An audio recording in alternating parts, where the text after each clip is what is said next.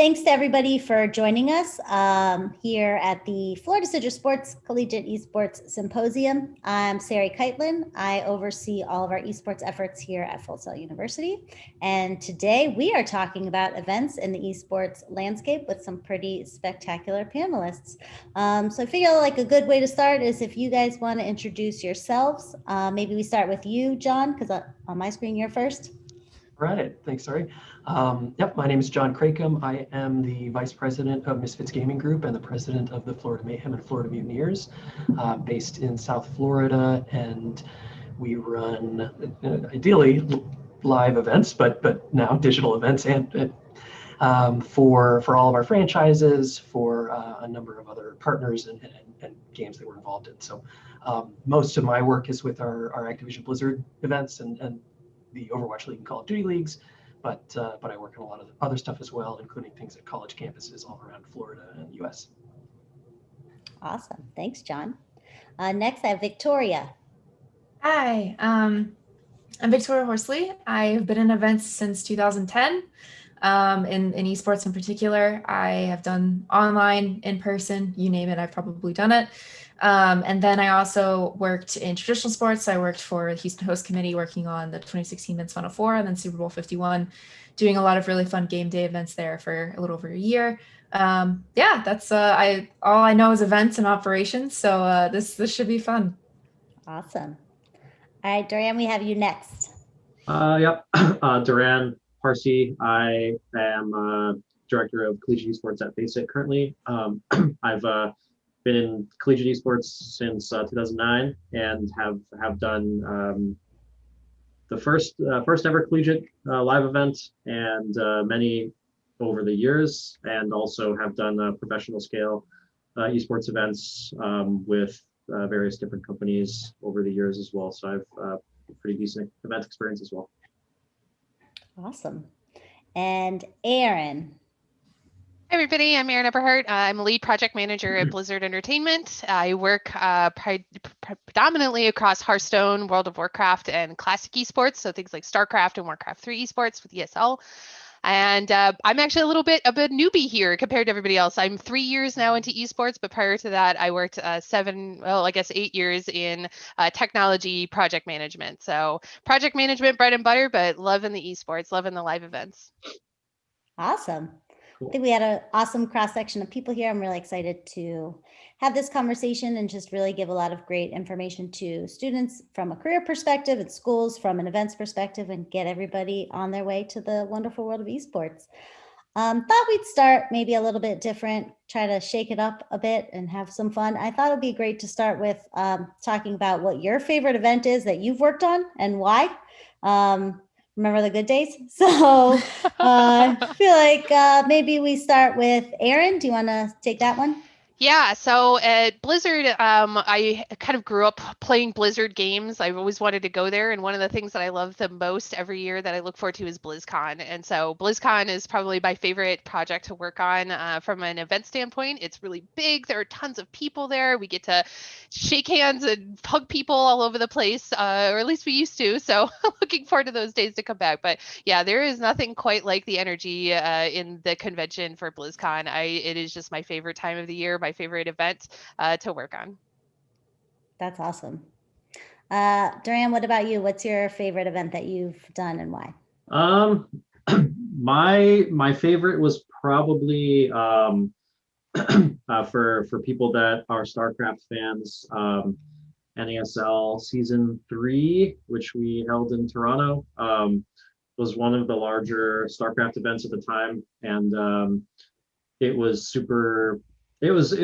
really cool because we had a big plan to go to Canada, and it was one of the first ever like big esports events in Canada, and so I think Canadians were super hyped about it, and so we had like a couple thousand people show up, and it was like a really amped up. And then Stefano, who's a French StarCraft player, won, beat out a bunch of Koreans, so that was like a pretty significant upset too. So like as a StarCraft fan, that was really fun for me, but it was just cool to kind of go to Canada and do something that really the whole country seemed to kind of rally behind.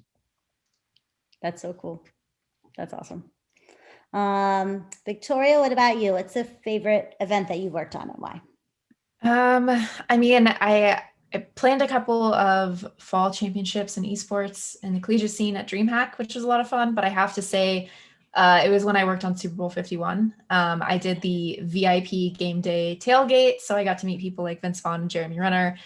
Ran a lot of sections of that event, and got to see like the bombers fly over the stadium, and it was just you don't get chills any day like Super Bowl Sunday. So that was definitely stands out for me. That's awesome. Very cool. And John, what about you? What's your favorite event that you've worked on and why? Yeah, so I'll say two. One, I think from an organizational perspective, the coolest event the event I think is the coolest we've done has been, we have a small arena in Berlin where we put on occasional things, and we did one of the first TFT tournaments after TFT was released, where we got people to come in to our arena and play and hang out. It was a lot of fun. That was very cool. I didn't work on it personally, so in terms of what I've worked on personally, I'll parallel the Super Bowl work. We ran a Call of Duty event last year called the In the Know Bowl with the Florida Mutineers. The Super Bowl was here in Miami last year, and in Tampa again this year, and we did In the Know Bowl again, although it was digital. But last year was so cool because we had only just announced a few months earlier that we were in the Call of Duty League, that we've gotten a franchise spot, and to see kind of all the cultural overlap that exists within the Call of Duty ecosystem was awesome. So that was a ton of fun. That's really cool. I love the connection too of what traditional sports carries over into esports, but also what, even a project background carries over into the events world. It's nice how they all kind of cross into each other. Everybody's coming from different angles, which is really exciting. Well, I'll go now to the question that we've probably all been asked a bunch of times, but obviously we've taken a pretty drastic pivot in regards to events over the last coming up on a year. And it's been crazy, and I know kind of dynamic, and things are moving and shaking, but it also feels like the pivot has provided a bunch of opportunities as well. Struggles and challenges and opportunities. The one thing we know is that, while we haven't skipped a beat, we've definitely had to pivot pretty hardcore. So really curious about what you've noticed in particular since events have pivoted in this COVID world, and any thoughts or feelings you have on that pivot. I guess maybe we'll start with Duran on this one, see what you've seen. I know you've experienced a ton of this on your end. Sure. Yeah, it's obviously been a pretty big shift, especially in collegiate. One of the biggest things is doing campus and club events have been kind of the lifeblood of collegiate esports for a long time, and it's really where like most people kind of interact. And where like a lot of the cool experiences and relationships in collegiate come from is like going to this like small club events or large club events, and those haven't been able to happen. So that's been a pretty big challenge. So I think the thing is like trying to figure out how to kind of recreate the atmosphere digitally. I know something that we've done with Rainbow Six is kind of help some clubs facilitate like watch parties and things like that via Discord. And that's, it's not a great substitute, but it's better than nothing, I think. So I think it's just about like being creative with the tools that we have, and Discord is I think a really like amazing tool for this. You can do stuff like boost the servers during the events to have like embedded high quality streams and things like that. So we've kind of experimented with things like that. And then on the other FACEIT side, like we've actually with Flashpoint, we actually replicated kind of like the bubble that the NBA did for Flashpoint Season 2. We did that. We created like a bubble environment in London, and actually had teams there in a live event. I wasn't like personally involved in running that, but that is something that we've done, and I think it worked decently well as far as I understand. So I know like in some capacities that's also a possibility to explore as far as live events go. And if I'm not mistaken, there are some other orgs that have either experimented with it or are planning on doing something similar. Very cool.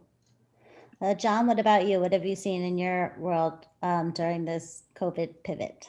Yeah, so I'll tell my quick sob story that our first Overwatch League homestand was the first event to be canceled in the mass cancellations, at least in the leagues that we're involved in this spring. So it was literally like Tuesday.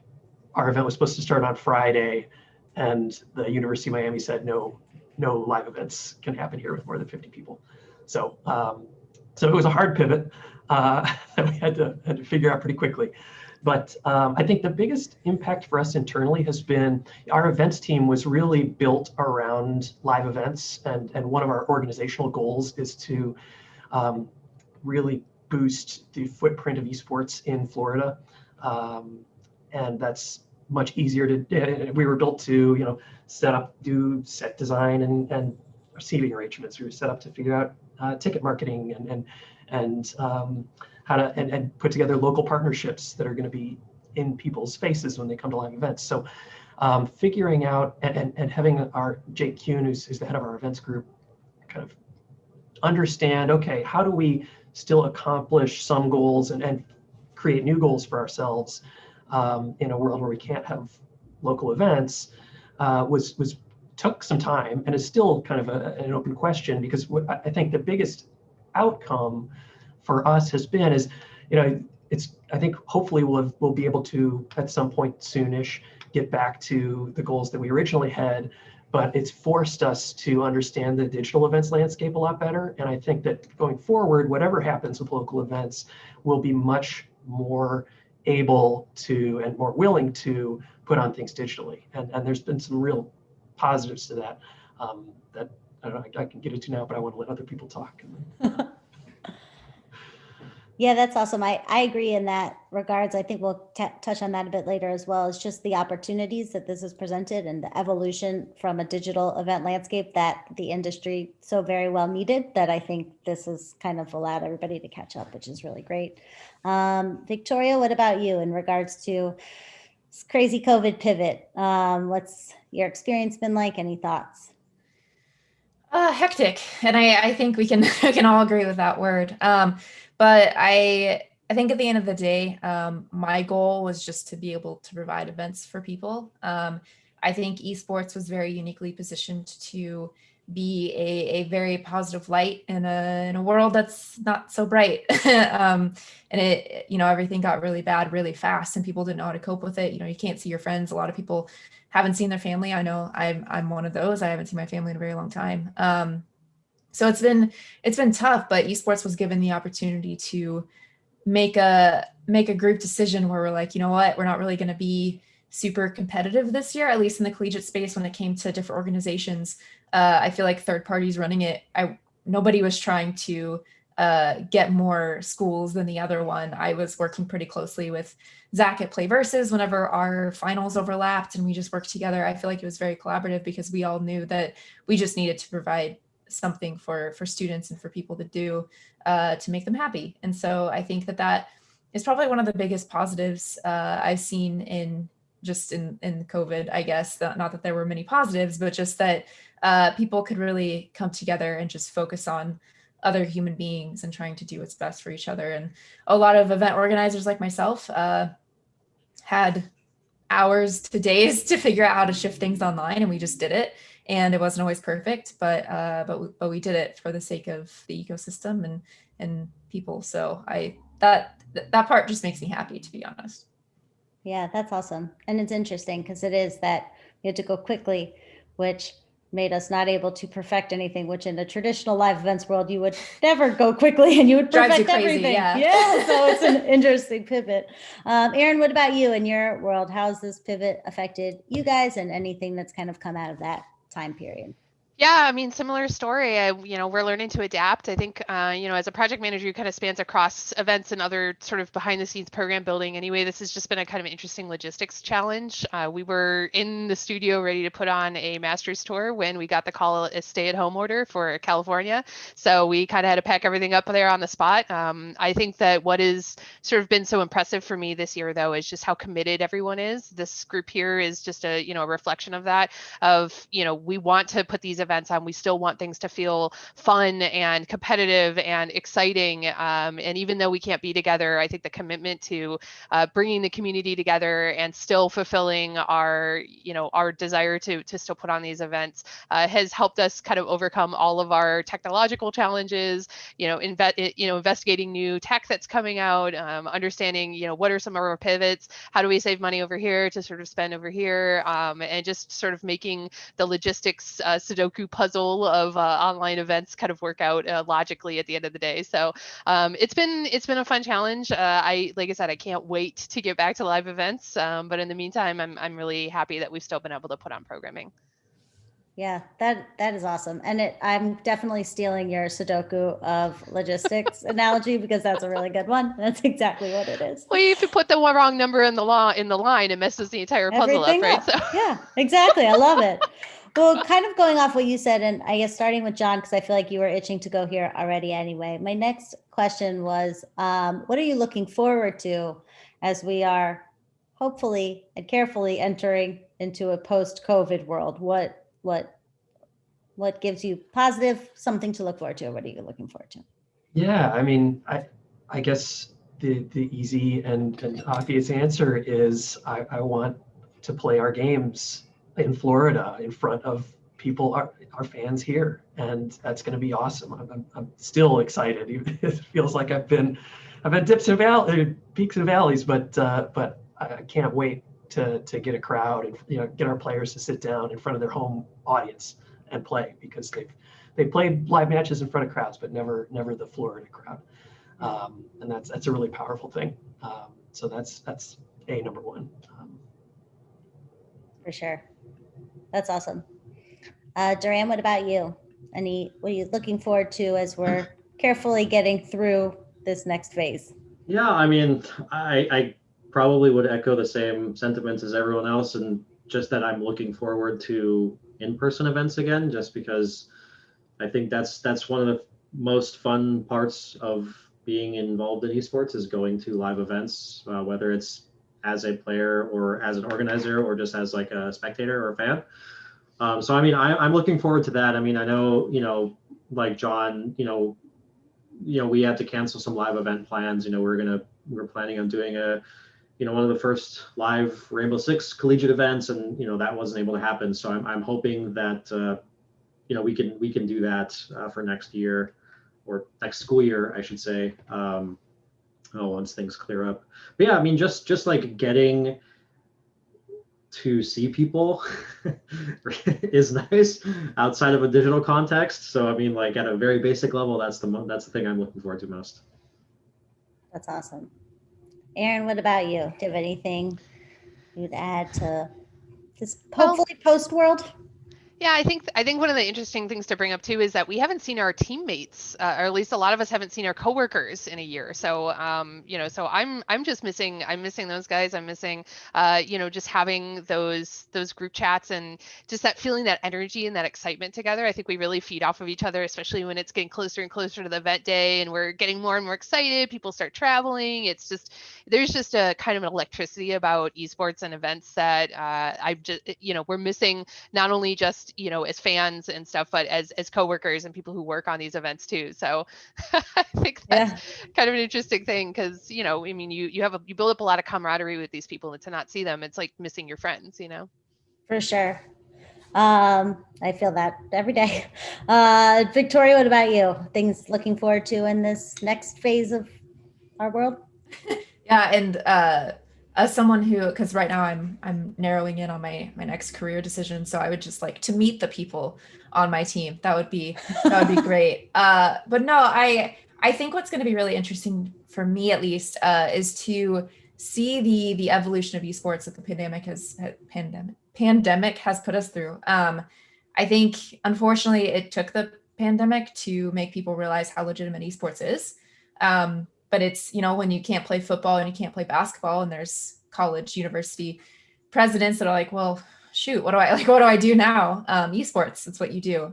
You provide opportunities for your students by letting them do at least something. So it definitely put esports in the eyes of a lot more people. And I think that it also kind of, there were as any industry, especially new ones, there's always the good guys and the bad guys, right? There's always going to be people that are in it for the wrong reasons.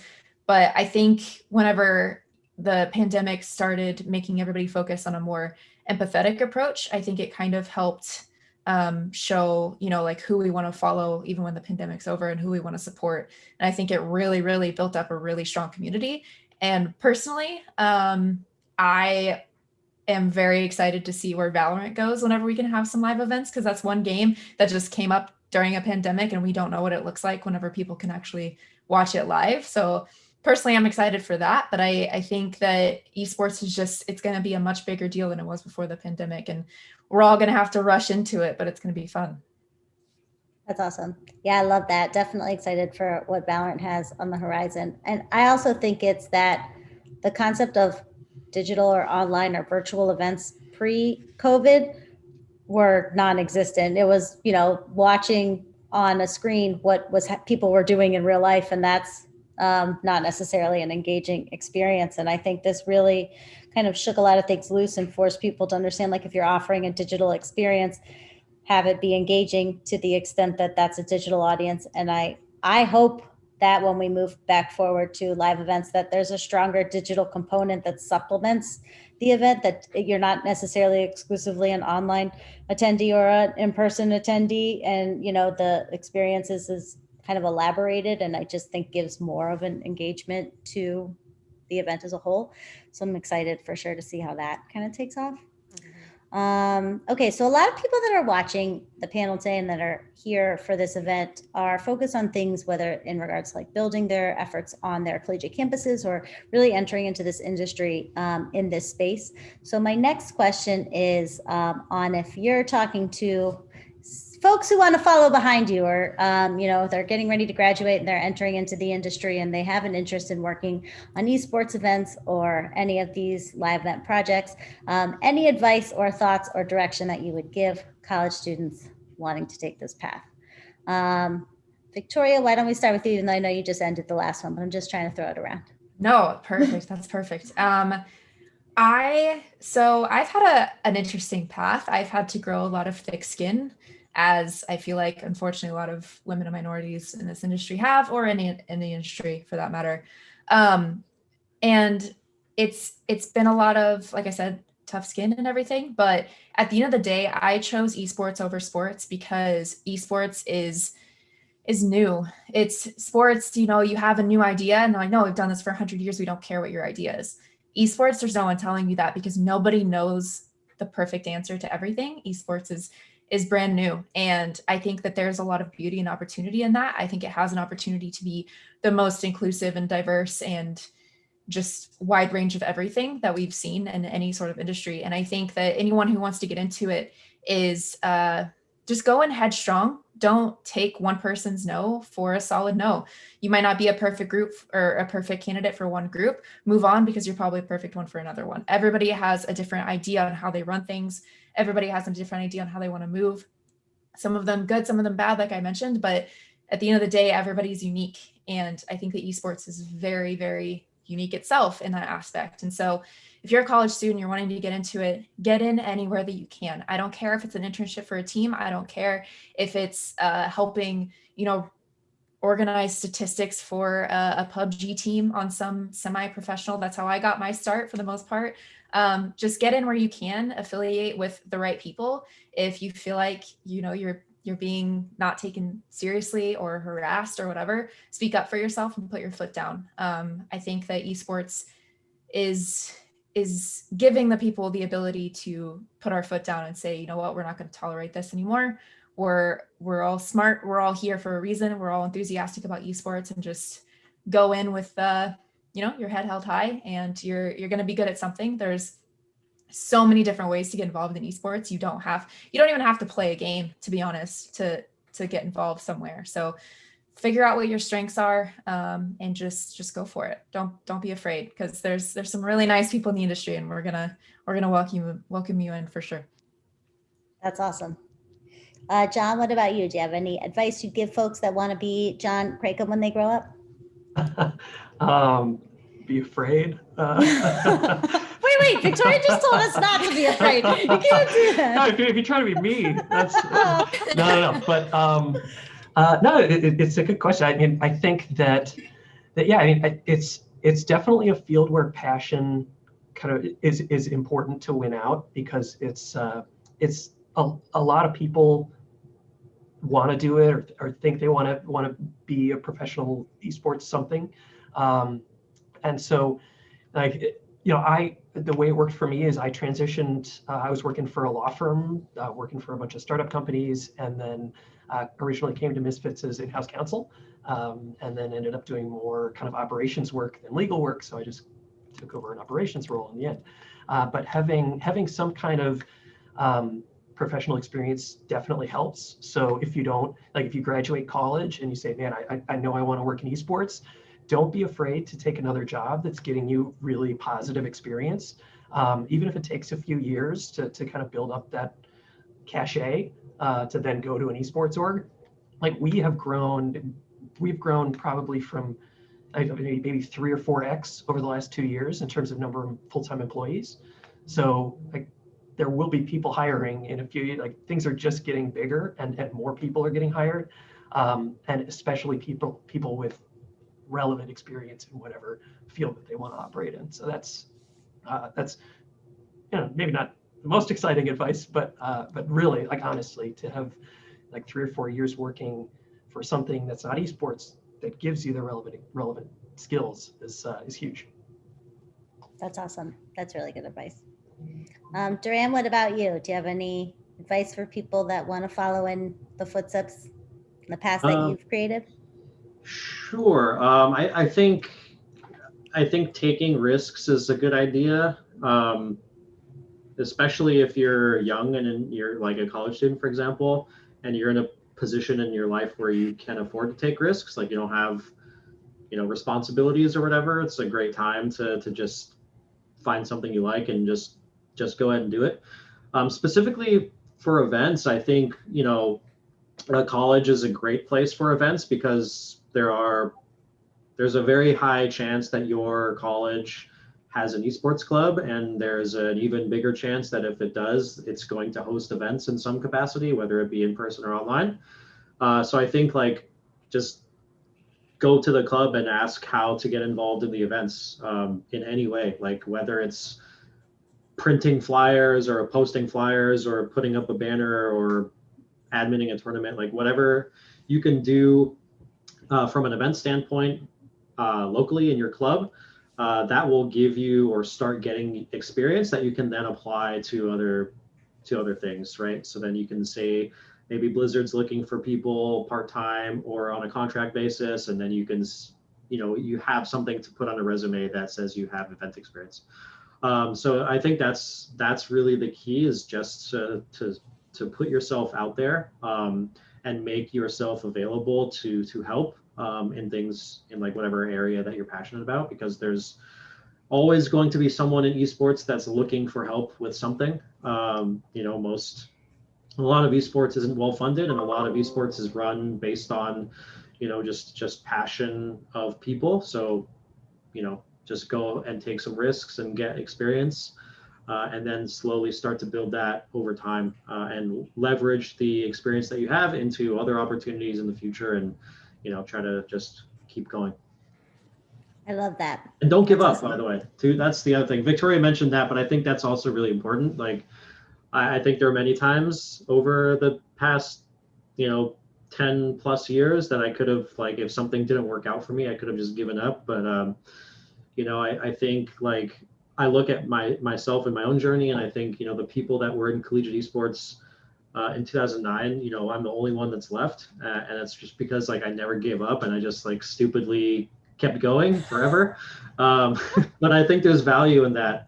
So yeah, if it's something that you're into, then just continue, and don't take any, like, no's, like Victoria mentioned, like no's or failures or anything. Just take them as learning experiences, and keep going. That's awesome. Thank you. I love that. I'm going to take that for my own advice. It's been a while since college, but I'm going to try. Erin, what about you? Advice for anyone that's kind of following behind you and hoping to get involved in the esports event landscape? Yeah, so I just wanted to echo what Victoria is saying about, just the sheer number of roles that there are available in the industry. I mean, if you can do pretty much anything. You can be a lawyer, you can be a musician, you can do, you can cook and do catering and things like that. There are just so many different ways to get involved, and I think that it also takes a bit of creative collaboration as well. To find other people who are also looking to do events and looking for your particular brand of expertise. I also think there's a lot of like freelancing that you can do right now too. There are a lot of independent developers or organizers who need help either doing adminning, but they also need graphics packages. They also need help, pitching ideas to sponsors. They need help scouting. They need, help doing all kinds of things to, push registration, do social media. There's just a lot of creative ways that you can collaborate with others right now, and it doesn't really cost anything. There's a lot of just free stuff that you can do. So just make events, go, run little weekend tournaments with your friends and get experience. And you're going to start to feel in that event what breaks, what is oftentimes a problem. People show up late. Sometimes people are hard to work with, and you just start to pick up a lot of the nuances that come with doing this sort of every time. There are sort of bread and butter components to events that you can start cutting your teeth on just in like little backyard tournaments, stuff online with your friends on Discord. That's awesome. And for sure, something we promote a lot at Full Sail and just try to tell everybody is get some community management experience, some TO experience, and some moderating experience. And you can walk into any situation with, experience and an understanding of those worlds, and at least start at the bottom somewhere in some way. And, I think the big connection of the community, tying the community to events is so valuable and easy to do during COVID times, easy to learn during COVID times, easy to like kind of throw down on. And it gives you a leg up really when you're entering into a space, like because it is so new and because it is still developing, having those little bits of experience, I think really do set you apart. You will never stop learning your entire career. You will never stop learning. So, start with just something you're interested in and start peeling away the, kind of bits and pieces to it and then learn something else. So there's just so much. That's awesome. Can I quickly just we already had your turn. No, I'm Armada. just kidding. Yeah. I want to plug Full Sail Armada Okay, we've done a few events up with you guys, and like if you're a Full Sail student, you're interested in doing this at all, like get involved on campus. Like those guys have an amazing program. You do amazing. Like, it's incredible what you all can put together on your campus. And obviously anybody at any university, college around the country, like find your gaming club, put on stuff like other people have been saying. But huge plug to Full Sail Armada. You guys are really incredible, and you've got amazing students doing really cool events. Thanks, John. One last bit of advice. Also, be kind. Don't be a jerk. Yep. That's one thing that I think is universal for any job ever. But you could start now. Be careful of, being mean to people on Twitter and starting fights, and keep your digital hygiene and all that other good stuff. But I mean, I think it really comes down to you will get repeat jobs. People want to work with people they like to work with in the past, and so if you do get that opportunity, if you do get your foot in the door, don't waste it by being a jerk and hard to work with. That is fantastic advice. Like, check your ego at the door, go on in, help get everything moving, and I think that above all, you're so 100% right, because it sticks with you. And everybody, as we've learned, everybody knows each other and everybody's moving place to place. So you're not going to escape it. And I do think it echoes to what a lot of you guys have said herein, is that a lot of people are kind of trying to make esports almost like a vertical and like pigeonhole it of like, you're doing this for esports, but in reality, it's an evolution of the entertainment industry. And so there is the opportunities to involve in so many different facets of the way. And if you kind of expand your mindset to that, musicians are not just the ones that are putting on concerts, it's coming from an industry-wide perspective. And I think esports is doing the same thing. So being interested in law and esports doesn't mean you need to go get a degree in esports. You can take your law degree and apply it to what's needed in the industry. And I think that's awesome. I would love to end on don't be a jerk, because I think that is probably the best advice, but I would want to go around and just see if anyone has anything you want to plug, anything you're working on, anything you want to promote, anything anybody last bits wants to kind of go through and say. We can go around the horn and make sure we get that in. John, let's want to start with you. As of the day we are recording this, the Call of Duty League launches in, I think, tomorrow. So everybody tune in if you've never seen Call of Duty or care about it at all. It's worth 5 minutes to see if there's any interest there. It's really an amazing organization. And then Overwatch League launches in later this spring. I forget if it's been officially announced, so I'll shut my mouth. But definitely check us out, Mayhem and Mutineers in those leagues. Awesome. Victoria, what about you? I kind of mentioned earlier, but I am looking for, kind of that next big step in my career.